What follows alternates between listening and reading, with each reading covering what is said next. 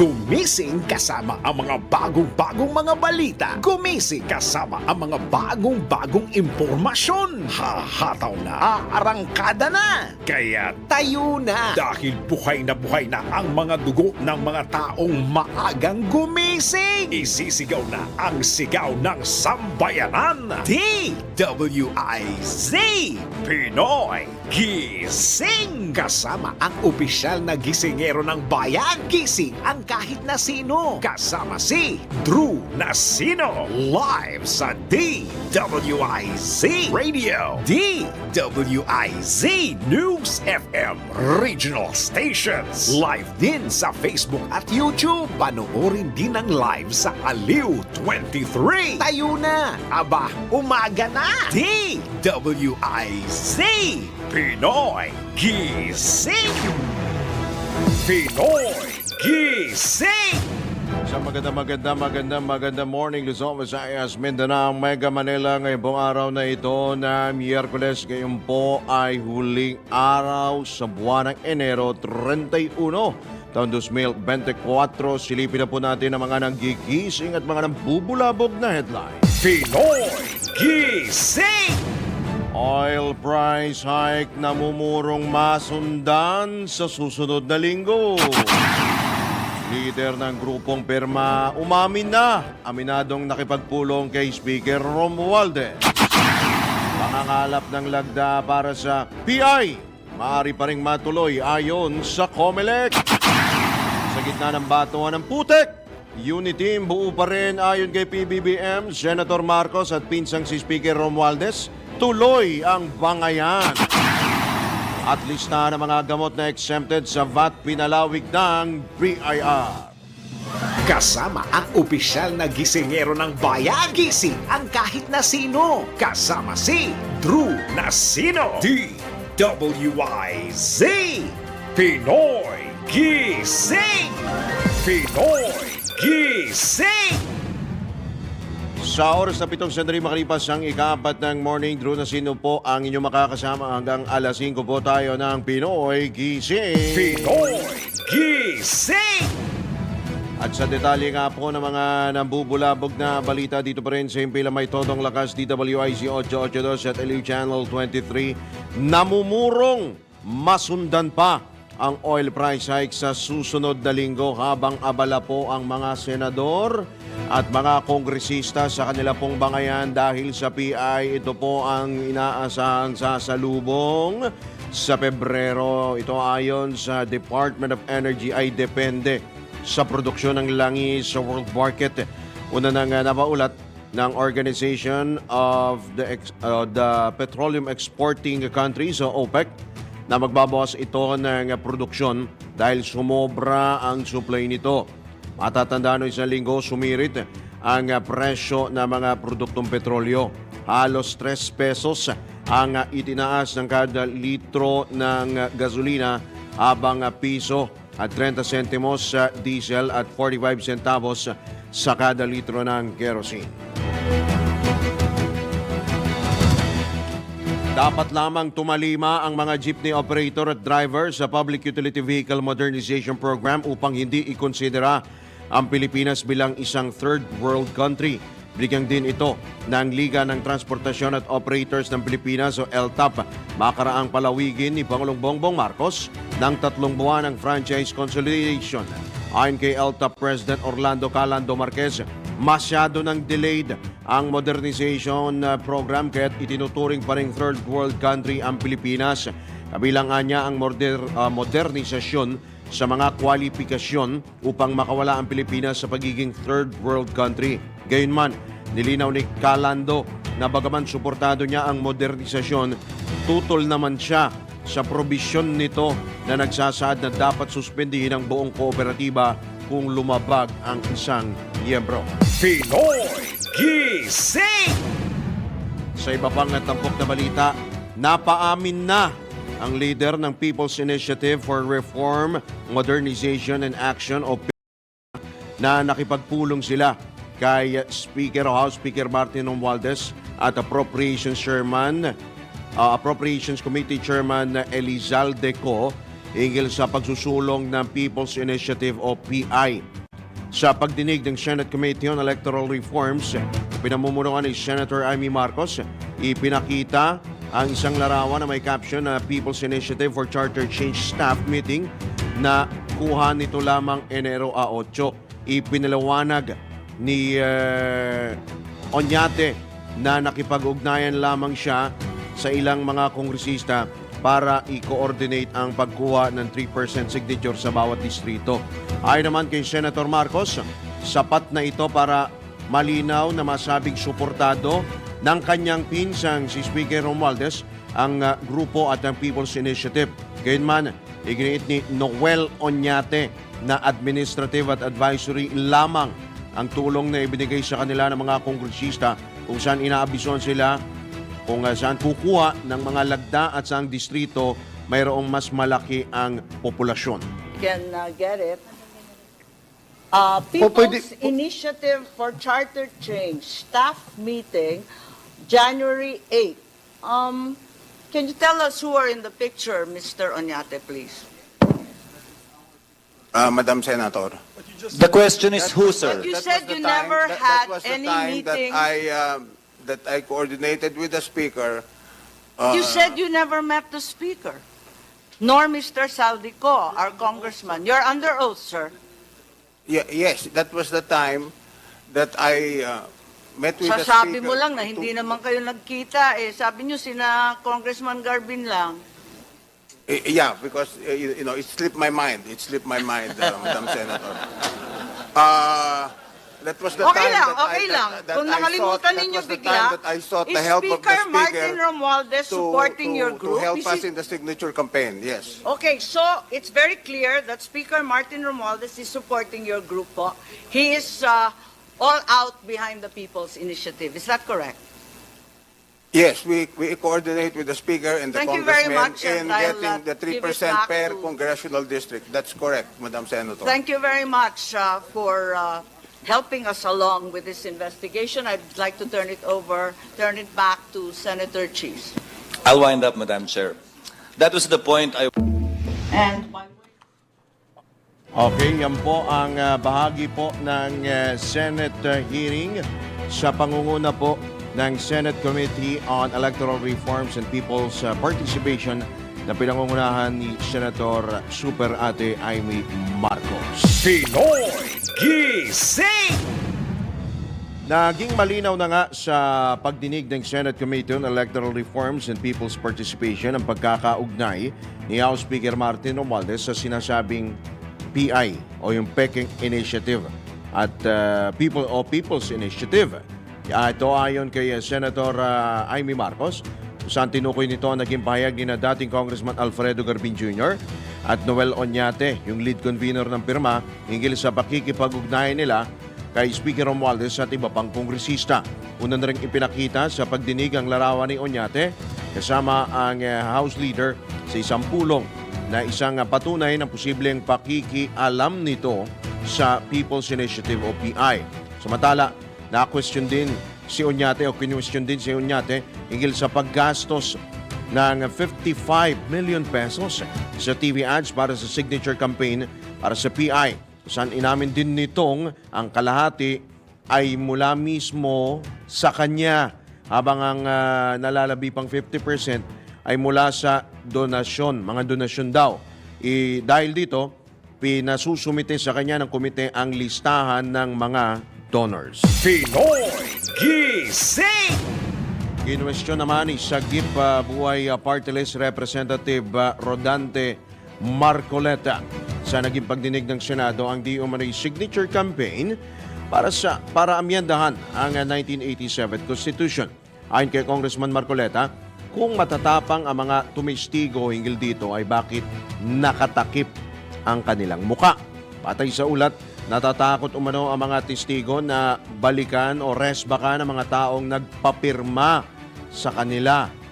Giginit naman ni Senate President Juan Miguel Zubiri na karapatan ng mga testigo na piliin kung ipapakita ang kanilang mukha o hindi sa public hearing. Pinoy Gising! Kaugnay pa rin yan, maaari pa rin mangalap ng lagda ang mga nasa likod ng People's Initiative o itong tinatawag nga po na PI. Ito ayon sa Commission on Elections ay sa kabila ng suspensyon, pag-suspende ng poll body sa pagtanggap ng mga lagda at iba pang proseso kaugnay sa PI. Ipinalawanag ni COMELEC spokesman Attorney John Rex Laudianco na walang pumipigil sa mga nagsusulong ng charter change na mangalap pa rin ng pirma. Inanunsyo naman ni People's Initiative for Reform, Modernization and Action Lead Convener Noel Oñate na kukumpletuhin nila ang kinakailangan pirma habang hinihintay ang ilalabas na alituntunin ng poll body kaugnay dito.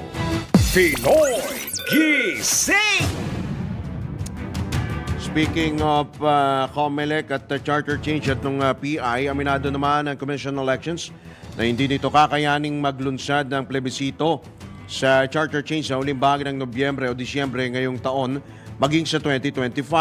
Ipinalawanag ni COMELEC Chairman George Garcia, daraan sa mahirap na procurement process ang plebisito na mangyayari lamang kung makumpirma ng poll body ang lahat ng lagdang na isumite sa kanila. Idinagdag pa ni Garcia na kinakailangan nilang paghandaan ang midterm election sa susunod na taon. Matatandaan nitong Lunes, sinuspindi ng poll body ang lahat ng proseso kaugnay sa PI na layuning amyendahan ng 1987 Constitution. Pinoy Gising! Nananatiling solido pa rin ang unity team. Ito ang binigyang diin ni Pangulong Ferdinand Marcos Jr. sa gitna nga ng umiinit at nagpapatuloy na bangayan. Matindi ho kasi itong batuhan ho ng putik.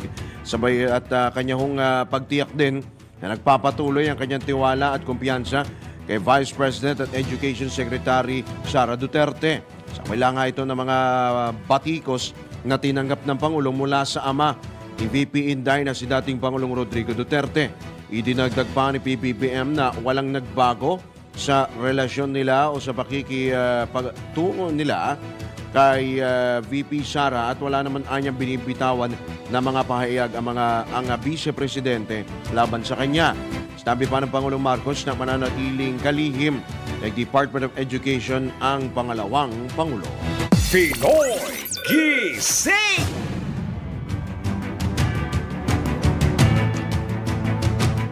Kaugnay pa rin po sa bangayan ng mga senador, ito. At siya ang nag-umpisa. Ito po ang buwelta ni Senador Amy Marcos kay House Speaker Martin Romualdez sa gitna nga po ng issue sa People's Initiative para maisulong ang charter change. Dinepensahan din ni Senador Marcos ang Senado laban sa pahayag na wala itong pakialam sa usapin ng People's Initiative para sa charter change. Ayon kay Senator Marcos, eto na nga, wala umanong gamot sa kakapalan ng muka ang taong nagsabi nito bagamat hindi pinangalanan kung sino. At kasunod rin ito ng panawagan ng senador sa leader ng Kamara. Nako, eto At idinagdag pa ng presidential sister na ang kanyang pinsan na nagsabi na walang pakialam ang Senado sa PI na layuning amyenda na ang saligang batas. At iginiit din ni Super Ate na hanggat hindi na ibabaon ang People's Initiative ay muli itong babangon at magiging multo. Ito rin na anya atay sa demokrasya dahil sa panloloko sa publiko, paglustay sa pera ng bayan at pagsisinungaling ng matatakaw na opisyal.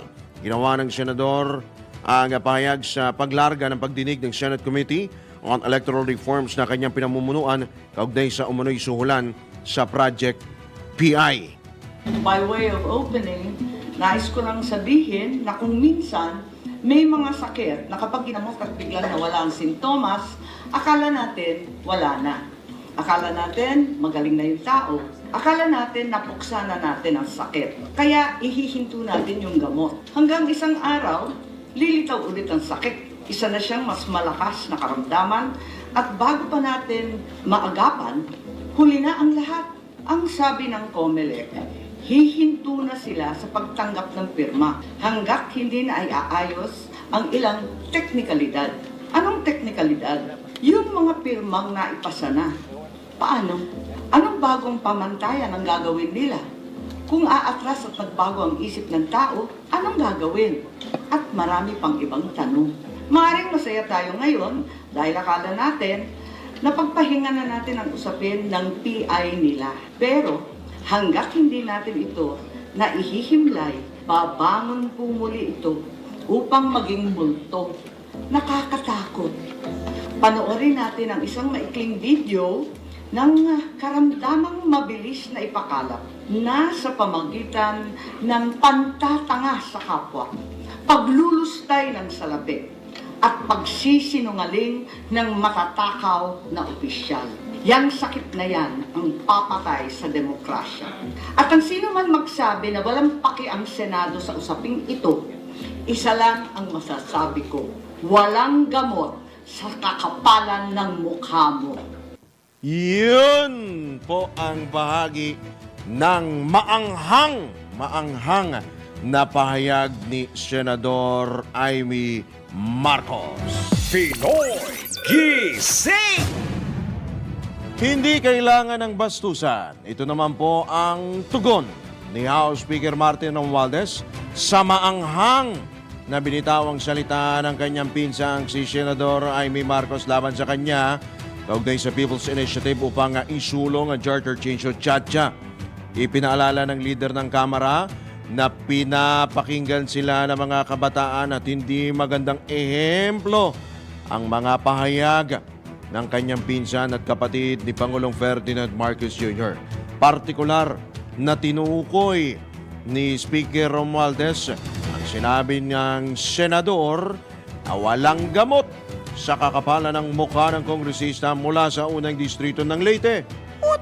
Gayunman, bukas ang leader ng Kamara na makipag-usap sa kanyang pinsan para sa ikabubuti ng bansa.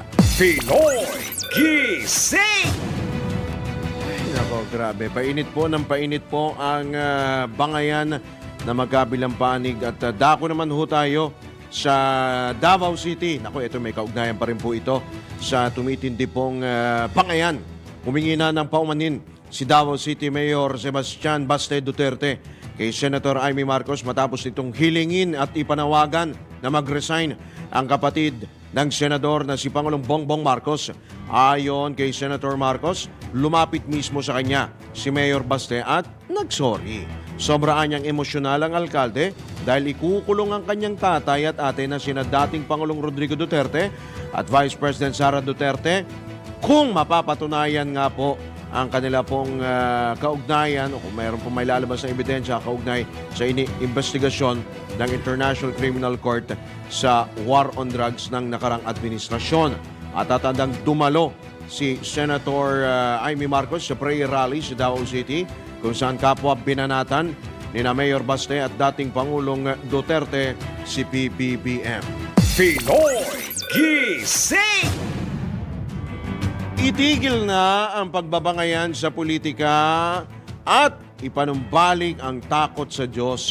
Ito ang apela ni Sibak Party List Representative Brother Eddie Villanueva sa mga kapwa mambabatas sa gitna ng batuhan ng putik ng Senado at Kamara kaugnay sa People's Initiative o PI upang nalayuning isulong ang charter change o CHATCHA. Ayon kay Congressman Villanueva, nasa krisis na nga ngayon ang Pilipinas at kung hindi mapipigil ang lumalalang political crisis, posible itong humantong sa constitutional crisis. Naniniwala rin ang mambabatas na kapag walang takot sa Diyos sa mga leader ng bansa, ay walang mangyayari sa Pilipinas maging sa lipunan. Pinoy Gising! Sa iba pang paksa ng mga balita, pinalawig pa ng Bureau of Internal Revenue ang listahan ng mga gamot.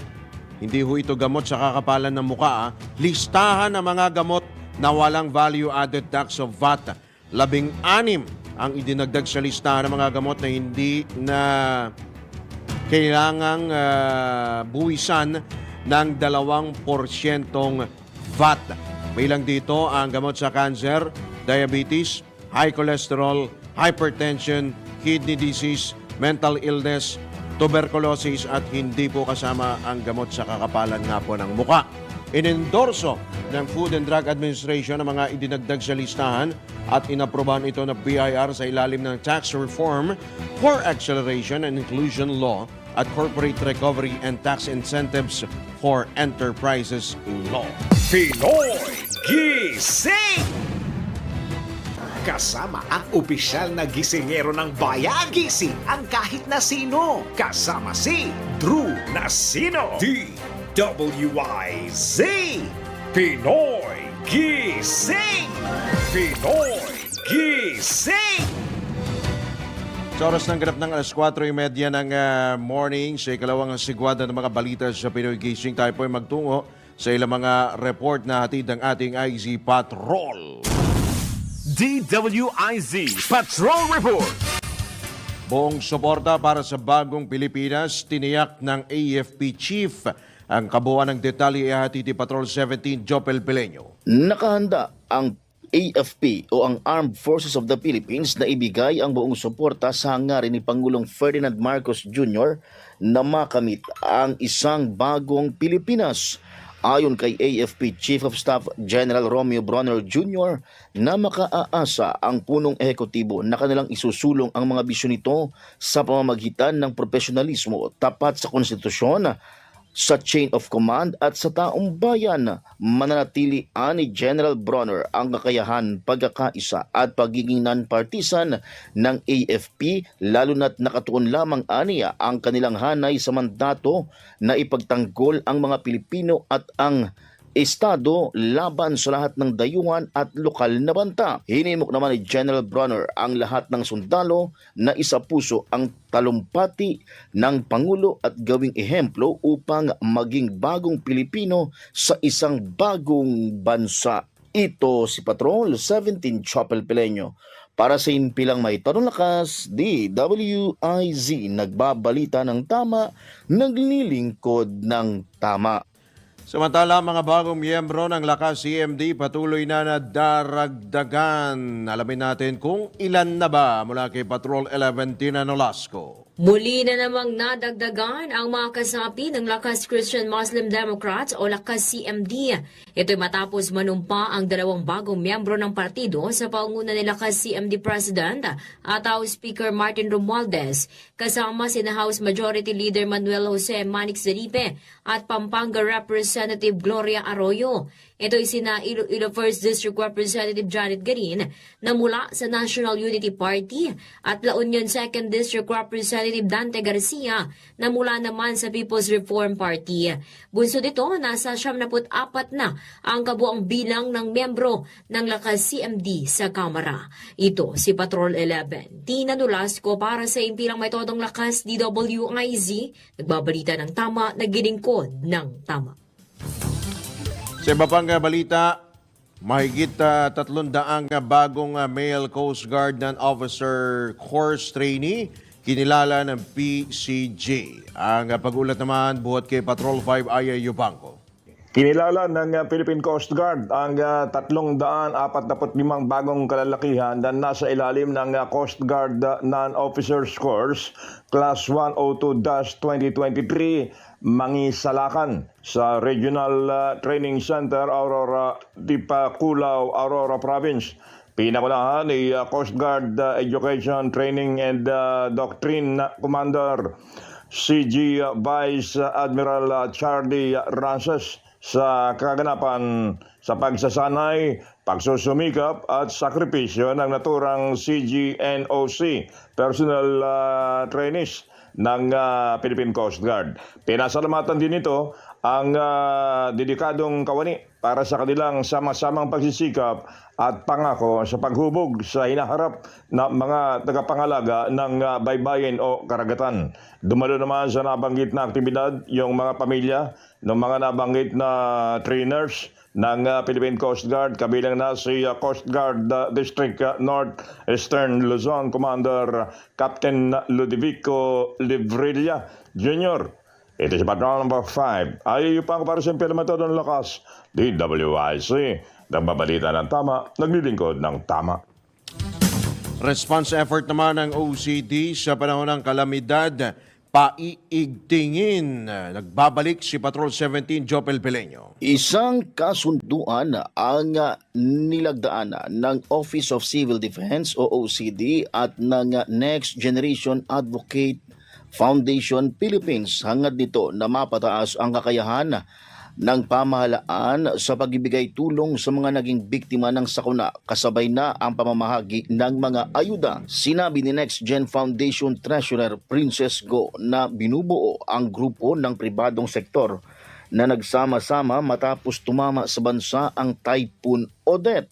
Ayon sa OCD na dahil sa kasunduan, asahan ng magiging kaagapay ng pamahalaan ang foundation sa tuwing may kalamidad sa bansa. Pahayag ng ahensya, malaking tulong para sa kanila ang logistic support ng grupo dahil sa mga ipahihiram nitong mga truck, heavy equipments at warehouse.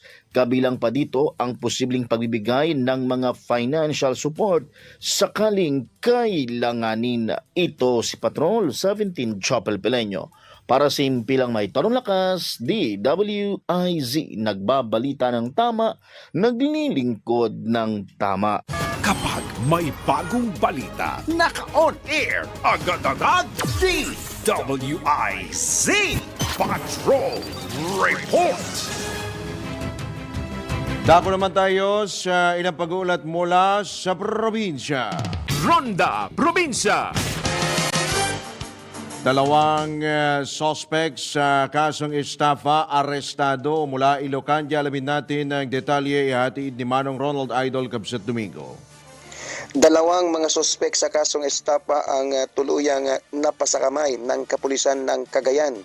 Unang nadakip ay si alias Lando, 43 years old, may asawa, residente sa bayan ng Tuaw, Cagayan. Naaresto siya ng PNP Tuaw sa barangay Carig, Tuguegarao City, Cagayan. Samantala hindi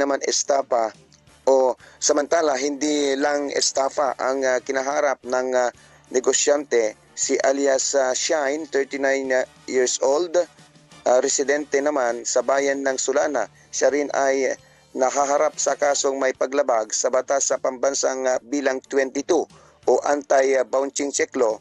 Ang pagkakaresto naman ito ay resulta ng pagsisikap ng PNP Sulana. Dinala ang mga nadakip na sospek sa nakahuling himpilan ng pulisya para sa karagdagang dokumentasyon bago ang turnover nito sa korteng kinauukulan. Ito ang Ronda Patrol, Ronald Idol Domingo, nag-uulat para simpilang may tudong lakas, DWIC, nagbabalita ng tama, naglilingkod ng tama. Pinoy Gising. Samantala sa latest ng Filipino Mirror, naitala ang paglago ng ekonomiya ng Pilipinas sa huling bahagi ng nakalipas na taon. Para sa ulat, tumaas ito ng 6% mula sa preliminary estimate na 5.9%.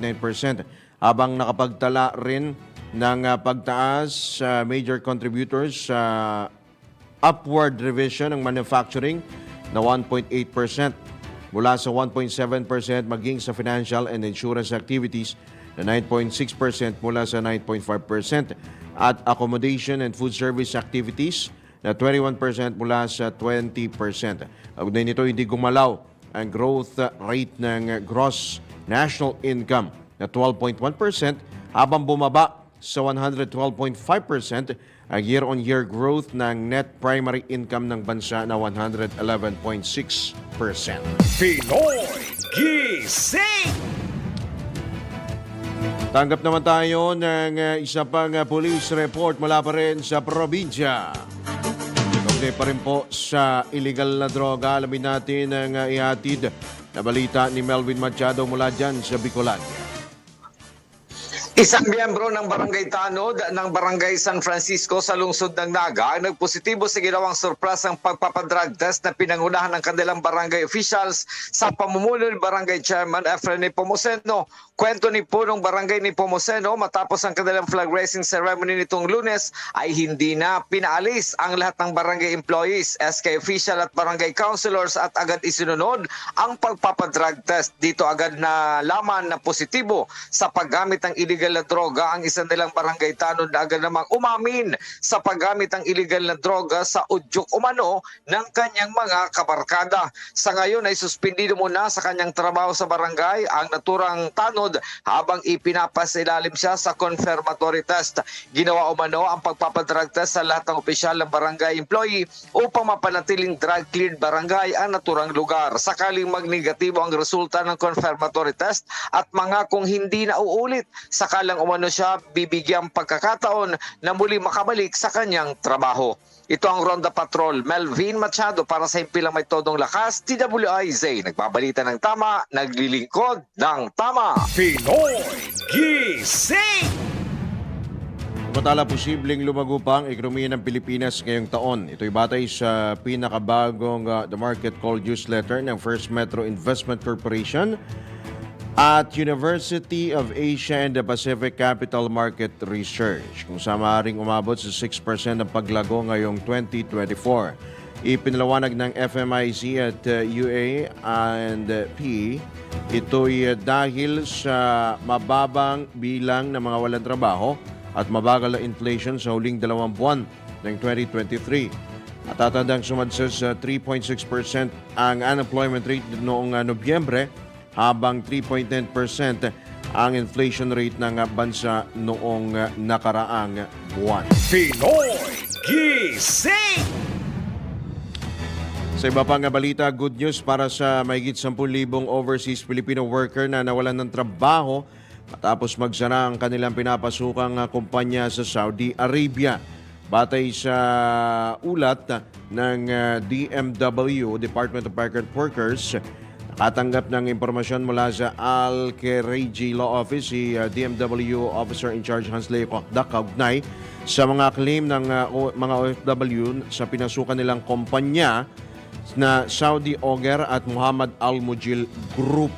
Inilabas na rin ng dalawang kumpanya ang lista ng mga manggagawa na kabilang sa unang batch na makatatanggap ng back pay po yung matatanggap po nila. Dahil dito hinikayat ni Kakdak ang mga OFW na makipag-ugnayan sa ahensya at sa kanilang kumpanya upang makuha ang kanilang ilang taon ng hinihintay na natenggang sahod. Pinoy Gising!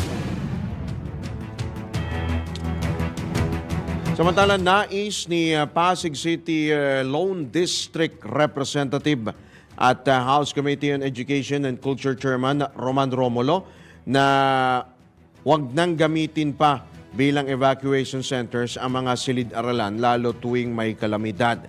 Sa panayam ng DWIZ, inihayag ni Congressman Romulo na dapat makipag-ugnayan ng Department of Education sa mga lokal na pamalaan sa DPWH at upang makapagtakda ng ibang lugar tulad ng mga multi-purpose hall bilang mga evacuation center tuwing may kalamidad.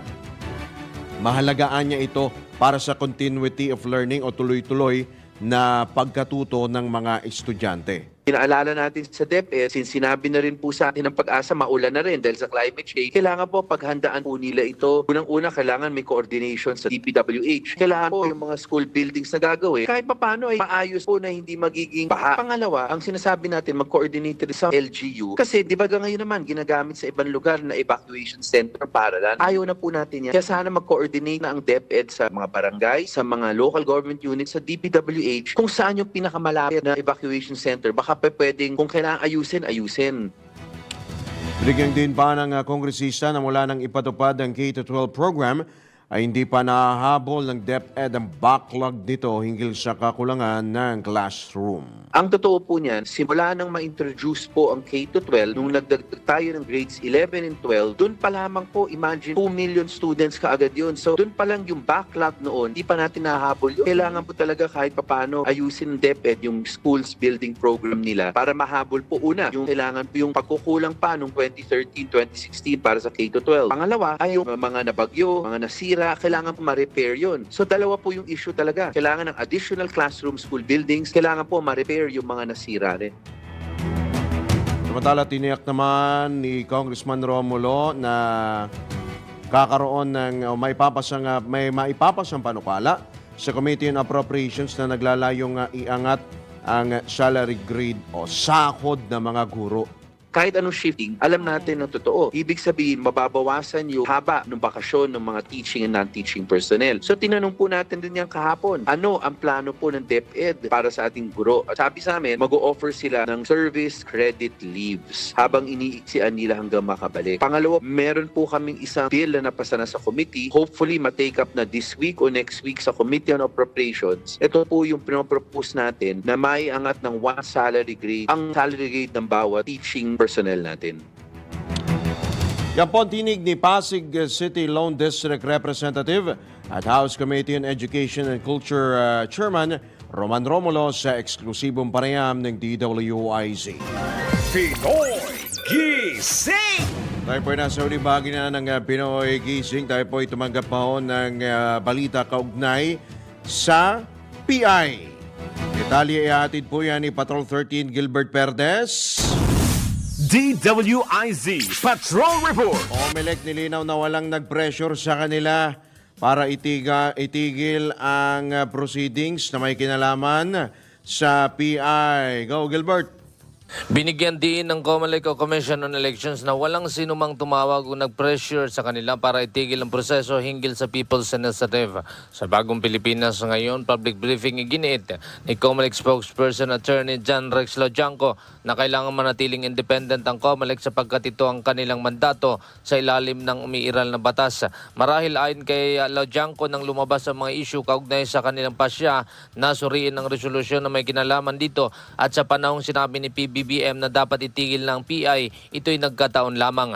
Kabilang sa mga nakita nilang problema ay ang kawalan ng mekanismo para sa pagbawi ng pirma ng isang individual na unang nakilahok sa PI habang hindi malinaw kung sapat na ba ang panunumpa o kailangan mag-execute pa ng affidavit at iba pa. Patrol 13, Gilbert Perdes para sa himpilang may todong lakas. DWIZ, nagbabalita ng tama, naglilingkod ng tama. Kapag may bagong balita, naka-on air, agad-agad, DWIZ Patrol Report. Sa iba pang balita, nakapagtala ang Philippine Statistics Authority o PSA ng 0.7% na pagtaas ng halaga ng produksyon sa agricultural sector sa huling bahagi ng 2023. Katumbas ito ng overall agri-production output na 493.7 billion pesos kumpara sa 490.06 billion pesos output sa sektor sa kaparehong panahon ng 2022. Kabilang sa nag-ambag sa pagtaas ng produksyon ang pagtaas nga ng halaga ng mga pananim, livestock at poultry production. Pinakamalaki ang itinaas sa poultry production na umakyat sa 7.8%. Sinundan ng livestock production na nakapagtala ng annual growth na 2.7% at hog production value na mayroong 3.7%. 0.2% naman ang ambag ng palay sa pagtaas ng produksyon habang 1.8% sa halaga ng produksyon ng mais para sa crop production. Pinoy Gising! Tumaas naman ang kaso ng malnutrisyon sa mga bata mula sa pamilya ng mga mangingisda.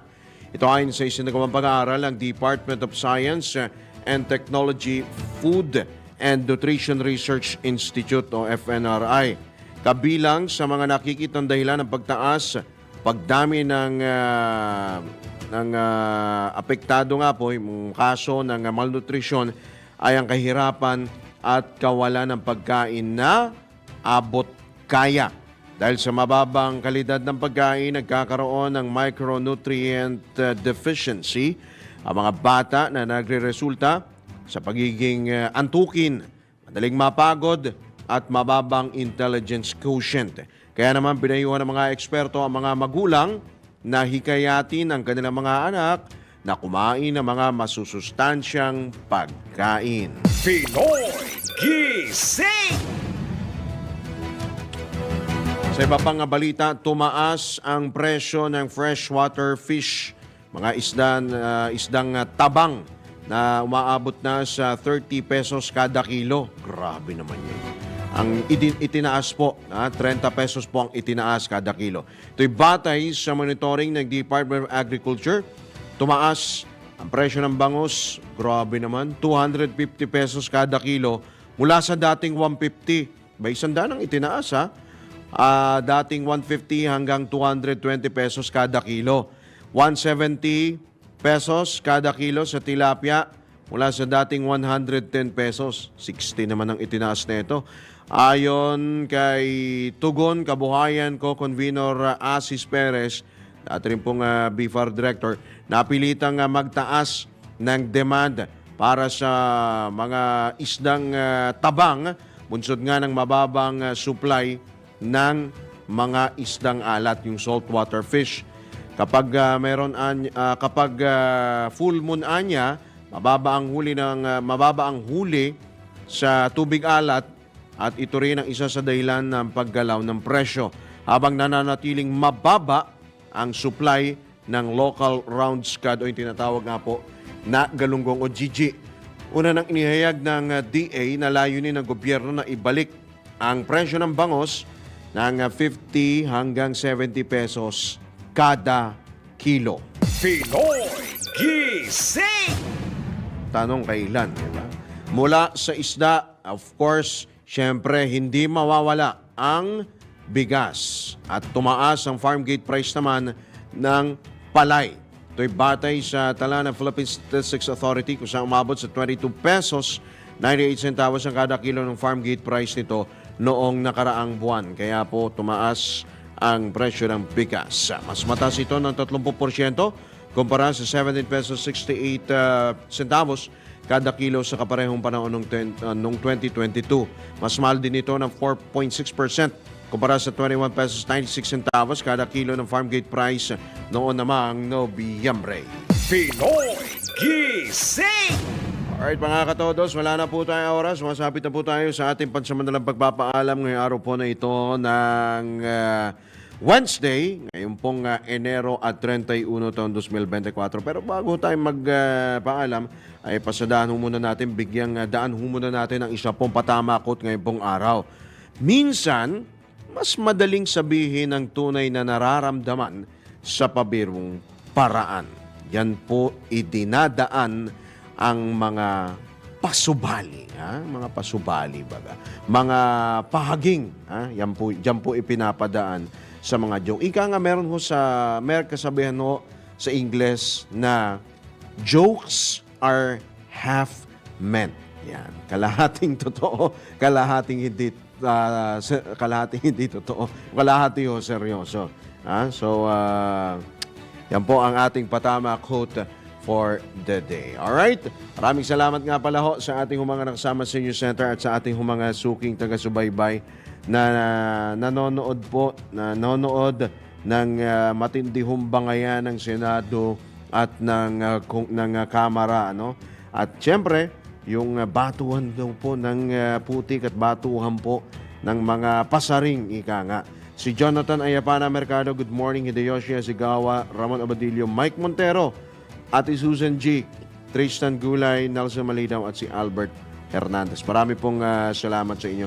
Napala, good morning nga pala kay Malabon City Mayor Ginny Sandoval at advance Happy Chinese New Year po sa ating mga kababayan diyan po. Hindi lamang sa Binondo sa lahat po ng Filipino-Chinese community. Aldris Hipon, Annette Alegredi, good morning po. Si Aldris pala ay from Zamboanga City. Alright? Susunod na po ang Arangkada Balita kasama si Jen Patrolya. Muli, magkasama-sama tayo bukas ganapong alas 4 hanggang alas 5 po ng morning sa Pinoy Gising. Ito po si Drew Nasino, nagbabalita ng tama, naglilingkod ng tama.